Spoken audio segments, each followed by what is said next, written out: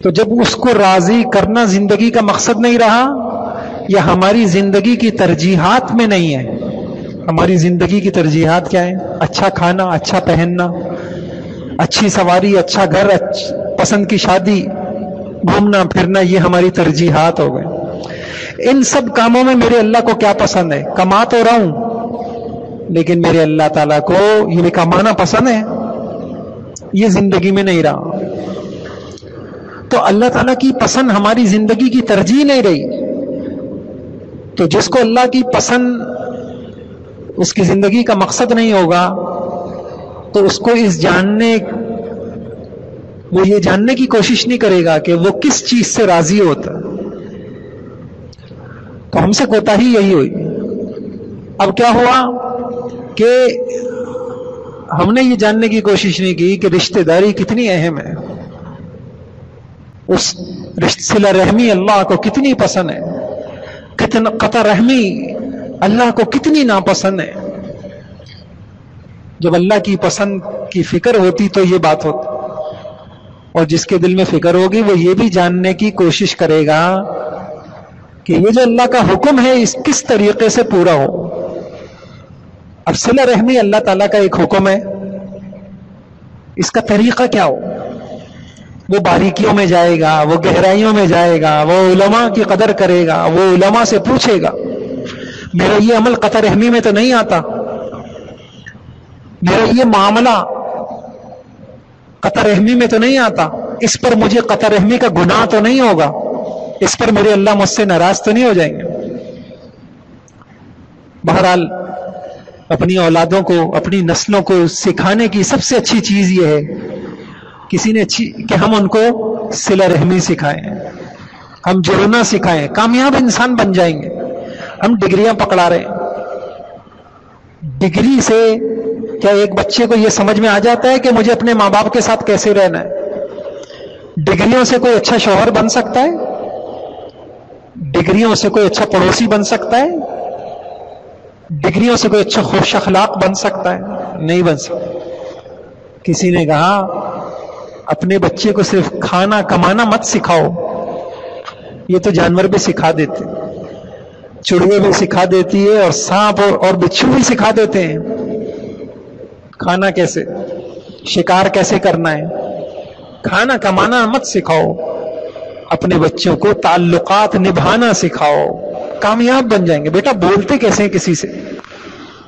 بیٹا کوئی بات بری لگے تو پھر رویہ کیا ہونا چاہیے؟ بیٹا بڑوں کا ادب کیسے کرتے، مہمان نوازی کیسے کرتے، مہمانوں کا استقبال کیسے کرتے. میرے بھائیوں، اصل چیز تو یہ ہے کہ دل میں جب اللہ آ جاتے ہیں یہ ساری چیزیں خود مل جاتی ہیں. اسی لیے کسی نے اچھی بات کہی، اپنے بچے کو دینداری سکھا دیجئے، باقی سب دین اس کو سکھا دے گا. آپ اپنے بچے کو دینداری سکھا دیجئے، باقی ساری چیزیں دین اس کو سکھا دے گا. دین اس کو بتائے گا ماں کیا ہوتی ہے، دین اس کو بتائے گا باپ کیا ہوتا ہے، دین اس کو بتائے گا علماء کیا ہوتے ہیں، دین اس کو بتائے گا ائمہ کیا ہوتے ہیں، دین اس کو بتائے گا رشتہ دار کیا ہوتے ہیں، صلہ رحمی کیا ہوتی ہے، معافی کیا ہوتی ہے، درگزر کرنا کیا ہوتا ہے، اس پہ ثواب کیا ہوتا ہے. سب کچھ انسان کو سنوار دے گا، آپ دین سکھا دیں. اللہ ہمیں وہ دن دکھائے کہ ہمارے ماں باپ کی ترجیحات یہ بن جائیں. اللہ ہم بھگت رہے ہیں اور بھگتتے رہیں گے. اللہ ہمارے گھروں کو خوشیوں سے بھر دے. تو میرے بھائیوں، میں گزشتہ جمعے میں یہ عرض کیا تھا، رشتہ داری نبھانے کی اللہ مجھے بھی توفیق عطا فرما دے. 4 طریقے ہیں. پہلا طریقہ رشتے نبھانے کا یہ ہے کہ ہماری سوچ اچھی ہو، مثبت سوچ ہو. منفی سوچ والے ان کے رویے مثبت نہیں ہو سکتے. اس میں نے آپ سے عرض کیا تھا، اللہ مجھے بھی توفیق عطا فرمائے، خیر خواہی سے ہمارا سینہ بھرا ہوا ہو. بڑی پیاری زندگی ہے، یہ اتنی بڑی طاقت ہے. آپ ایک دن ایک ایسے شخص کے ساتھ رہیے جو آپ کا خیر خواہ ہو، آپ کو پتہ چلے گا. انسان چھپا نہیں سکتا، مفاد پرستی اور خیر خواہی یہ ایسا نہیں ہے کہ ہم چھپا لیں گے، چھپتا کچھ بھی نہیں ہے، اخلاق چھپا سکتا ہی نہیں ہے انسان، اخلاق چھپا سکتا ہی نہیں ہے، مجبوراً بد اخلاق کی بد اخلاقی ظاہر ہو کے رہے گی، اخلاق چھپانے والی چیز ہے ہی نہیں، خوش اخلاقی کی مہک آ کے رہے گی۔ اور دوسری چیز میں نے عرض کی تھی، مثبت سوچوں میں سب کو اہمیت دینا، عزت دینا، اس کے اسلام کی وجہ سے، اس کے کلمے کی وجہ سے۔ اور ایک بات یہ میں نے عرض کی تھی کہ رشتوں میں جو اپنے لیے پسند ہو وہ سب کے لیے پسند کرنا، اور ایک اہم بات یہ عرض کی تھی، جڑنے اور جوڑنے والی سوچ ہونا، جڑنے اور جوڑنے والی سوچ ہونا۔ میں بھی جڑ کے رہوں سب سے، بہن سے، بھائیوں سے، ماں باپ سے، پڑوسیوں سے جڑ کے رہوں، کوئی ایسا رویہ نہ ہو کہ خواہ مخواہ تلخیاں، ناراضگیاں پیدا ہو جائیں۔ اور جوڑ، اللہ خوش نصیب ہیں وہ لوگ جو سب کو جوڑ کے رکھتے۔ بعض بڑے اتنے سمجھدار ہوتے ہیں، ان کی وجہ سے سارا کنبہ اور سارا خاندان مجتمع ہوتا ہے، ان کی زندگیوں میں بکھرتا نہیں ہے، مجتمع ہوتا ہے، وہ لے کے چلتے ہیں سب کو، وہ محبتوں کو پھیلانے والے ہوتے ہیں۔ اس کے لیے یہ کام اتنا آسان نہیں ہے ہم کہیں کہ جی ہم سب چاہتے ہیں، نہیں، جڑنا اور جوڑنے کے لیے دو بڑی چیزیں چاہیے، ایک تواضع چاہیے، ایک ایثار چاہیے، قربانی چاہیے۔ آپ کو بہت ساری مرتبہ آپ صحیح ہوں گے، آپ کو پھر بھی اپنی غلطی ماننا پڑے گی، اچھا بھائی مجھ سے غلطی ہو گئی، چلو چھوڑو بھائی غلطی ہو گئی مجھ سے، میں مان رہا ہوں نا اپنی غلطی، چلو۔ کچھ لوگ اچھے نہیں لگتے ہوں گے، ان کو اپنے گھر بلانا ہوگا، یہ ہیں وہ لوگ جو جوڑ کے چلو۔ کچھ لوگ اچھے نہیں لگتے، ان کے یہاں جانا ہوگا، اچھے نہیں لگتے، مسکرا کے ان سے ملنا ہوگا۔ یہ نفس کے اوپر یہ چیزیں بڑی بھاری ہیں، اور سچ بات یہ ہے اللہ تعالیٰ نے فرمایا یہ اتنی اونچی چیزیں ہیں، یہ میں ہر کسی کو نہیں دیتا۔ ذو حظ عظیم، یہ لوگ بڑی جو قسمت والے ہوتے، مال سب کو دے دیتے اللہ پاک، فرعون کو دیا، قارون کو دیا، حامان کو دیا، اپنے دشمنوں کو دیا، اخلاق اللہ تعالیٰ اپنے پیاروں کو دیتے۔ وَإِنَّكَ لَعَلَىٰ خُلُقٍ عَظِيمٍ، اللہ تعالیٰ حضرت محمد صلی اللہ علیہ وسلم کی تعریف فرما رہے ہیں، إِنَّكَ لَعَلَىٰ خُلُقٍ عَظِيمٍ، آپ کے اخلاق بہت اونچے ہیں۔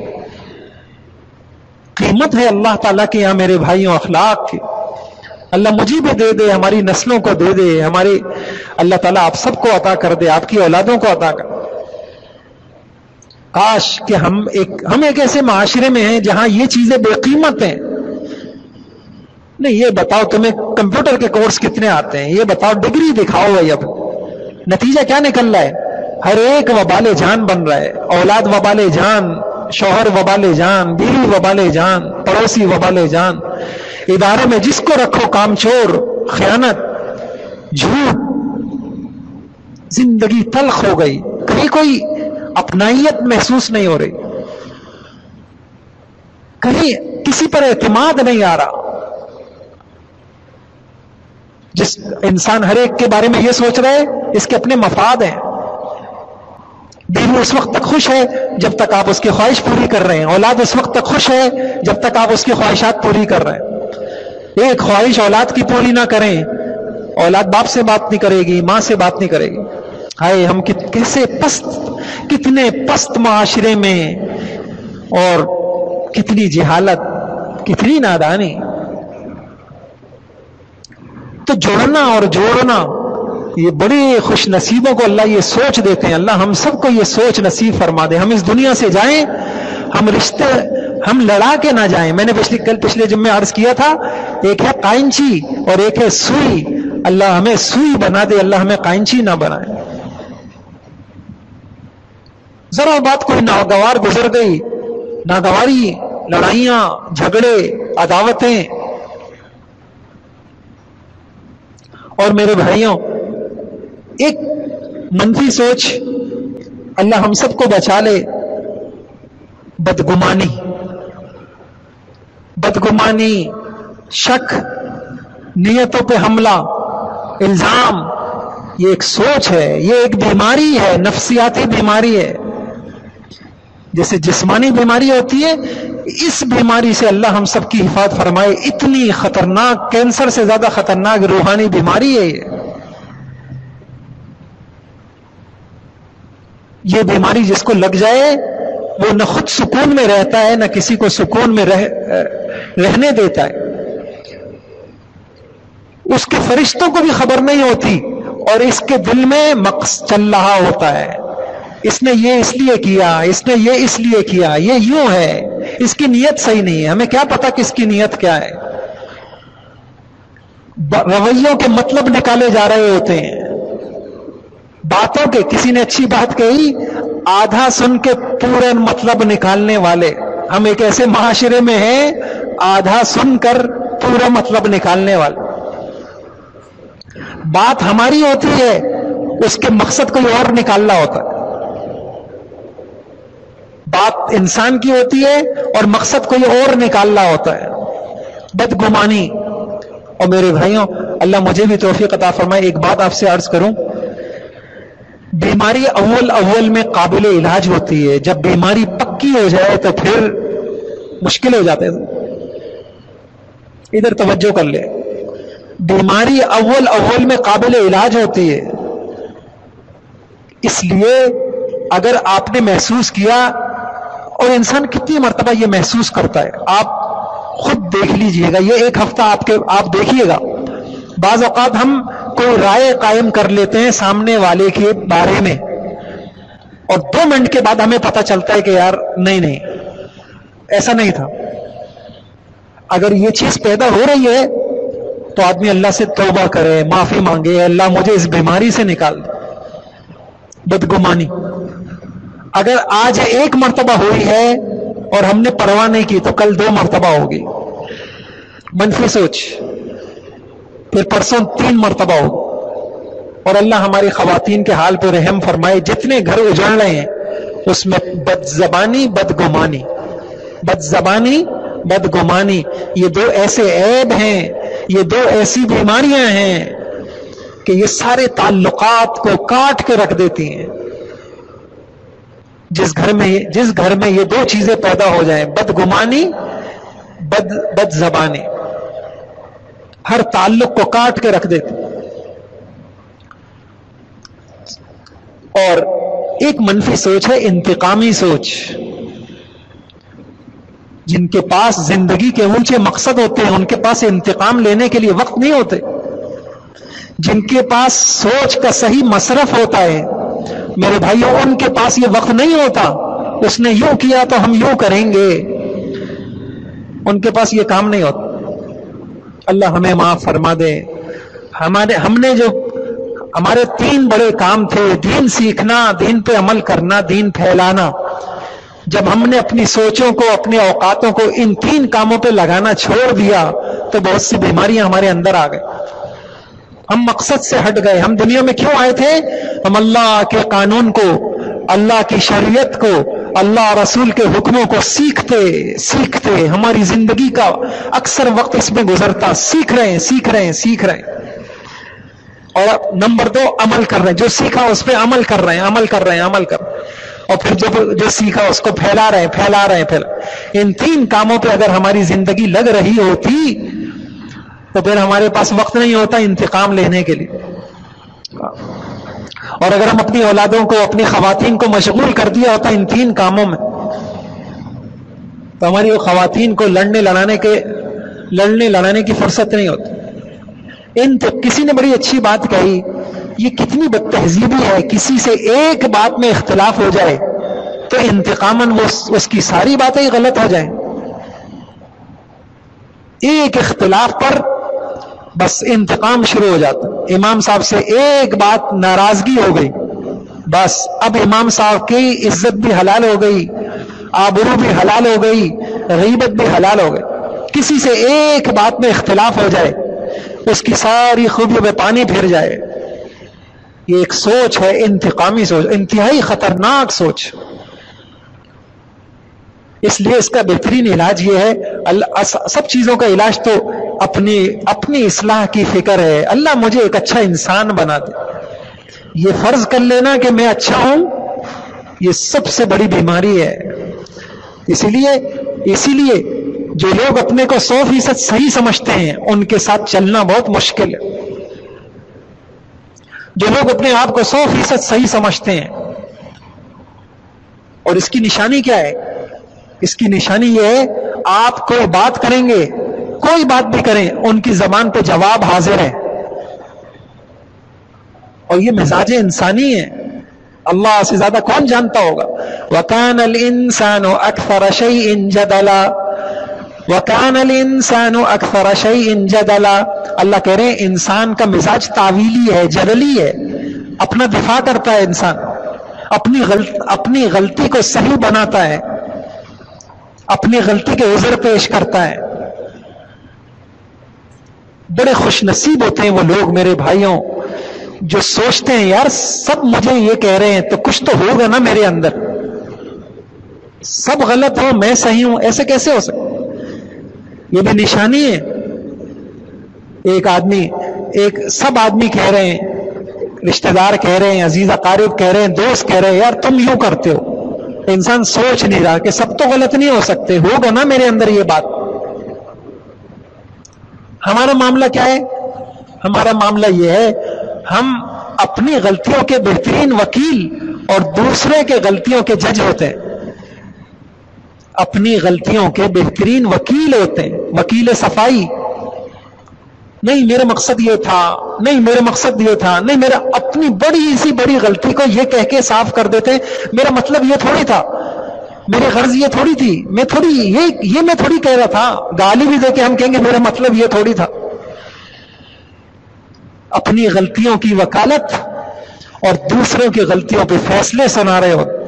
کوئی فاسق بن رہا ہے، کوئی فاجر بن رہا ہے، کوئی بے دین بن رہا ہے، کوئی مفادی بن رہا ہے، کوئی بد اخلاق ہو رہا ہے، کوئی کیا ہو رہا ہے، فیصلے ہو رہے ہوتے ہیں یہ ایسا یہ ایسا یہ ایسا.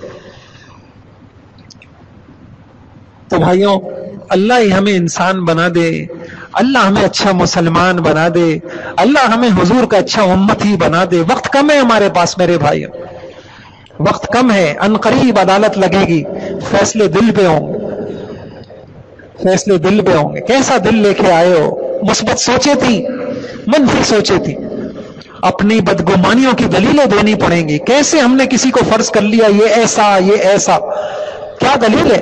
اچھا ایک اچھی نشانی ہے آدمی کو یہ شیطانی وساوس آئیں، یہ بیماری آئے، انسان قسم کھا کے کہہ سکتا ہے کہ یہ ایسا ہے؟ نہیں، لوگ کہہ رہے تھے، ہم نے یوں سنا.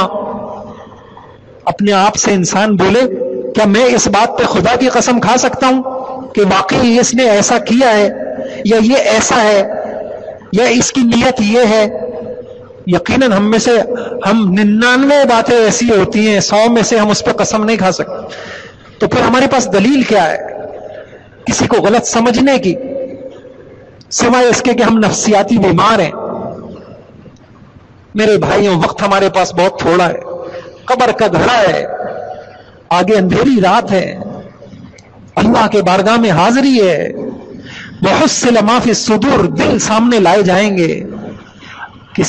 اگر ہمارے دل کے خیالات کو ایک برتن میں رکھ کے سامنے کیا جائے، اس کی بدبو سے سارا معاشرہ بدبودار ہو جائے. اتنی گندگیاں ہیں ہمارے اندر. اس کا علاج کرایا جاتا ہے اللہ والوں کی صحبت سے. ہم کیا جانے اللہ والے کیا ہوتے؟ اللہ والوں کے پاس کیا ہے؟ گاڑی نہ ہو، بنگلہ نہ ہو، ان کے پاس خوبصورت دل ہوتا ہے. وہ دل اللہ کی رحمتوں کا مورد ہوتا ہے، اس پہ 24 گھنٹے اللہ تعالیٰ کی رحمتیں اتر رہی ہوتی. اللہ کی رحمتوں کے لیے دل کی صفائی پہ لانی بے حیائی کے خیالات سے دل پاک ہو، حب دنیا سے دل پاک ہو، مال کی محبت سے پاک ہو، اغراض سے پاک ہو. نبی پاک صلی اللہ علیہ وسلم کا دل کیا تھا؟ اس میں دوسروں کی خیر خواہی اتنی بھری ہوئی تھی. اللہ پاک نے کہا کیا تھی؟ اللہ پاک حریص علیکم بالمؤمنین رؤوف الرحیم. لقد جاءكم رسول من انفسكم عزيز عليه ما عنتم حريص عليكم بالمؤمنين رؤوف الرحيم. اس میں رافت بھی ہے، اس میں شفقت بھی ہے، اس میں نرمی بھی ہے، اور اس کے اندر کیا ہے، وہ دل دکھتا بھی تھا دوسروں کی تکلیف پر. چور کا ہاتھ کٹا ہے، خود کٹوایا ہے کیونکہ اللہ کا حکم تھا، پھر آنکھوں سے آنسو دے رہے ہیں. ہم کتنا روتے ہیں دوسروں کی اذیتوں پر، ہم رات کو کتنا اٹھ کے دوسروں کے لیے دعائیں کرتے ہیں. میرے بھائیوں، جب تک ہم اس طرف نہیں آئیں گے ہماری زندگی میں سکون نہیں آئے گا. باقی سب کچھ اللہ خود دے دیں گے جب ہم اس طرف آئیں گے. اللہ مجھے بھی دے دے، ہماری نسلوں کو دے دے، اللہ تعالی ہم سب کو دے دے. اللہ ہمیں یہ نعمتیں اللہ پاک دے دے، اور موت سے پہلے اللہ ہمیں دے دے. تو علاج ایک آخری بات عرض کروں، رشتہ داریوں کے لیے پہلا کام کرنا پڑے گا، سوچ مثبت بنانی ہوگی، رویے پھر خود بخود صحیح ہو جائیں گے. منفی سوچ سے اپنے آپ کو بچانا ہوگا. علاج اللہ والے کریں گے. اللہ والوں کی صحبت میں ہفتے میں ایک دن چلے جائیے، بیٹھیے ان کے پاس یہ باتیں ملیں گی اور ان کے پاس یہ عملی زندگی ملے گی. کیسے آپ کو نظر آئے گا کیسے بڑے بڑے لوگوں کی غلطیوں کو معاف کیا، اس سے ہمارے اندر تحمل پیدا ہوگا، معافی پیدا ہوگی. کیسے بدگمانیوں سے بچتے تھے، ہمارے اندر یہ صفات پیدا ہوتی چلی جائیں گے. اللہ مجھے بھی عمل کی توفیق عطا فرما دے، آپ کو بھی توفیق عطا فرما دے. اللہ ہم سب کو موت سے پہلے اپنی اصلاح کا غم لگا دے. ہم دوسروں کی اصلاح کر رہے ہیں، تو بھی صحیح نہیں، تو بھی صحیح نہیں، تو بھی صحیح نہیں، سب صحیح نہیں، سب غلط. او بھائی، اللہ نہیں پوچھیں گے کہ یہ سارے غلط تھے، تم نے ان کو صحیح کیوں نہیں کیا. اللہ یہ پوچھیں گے یہ دل تھا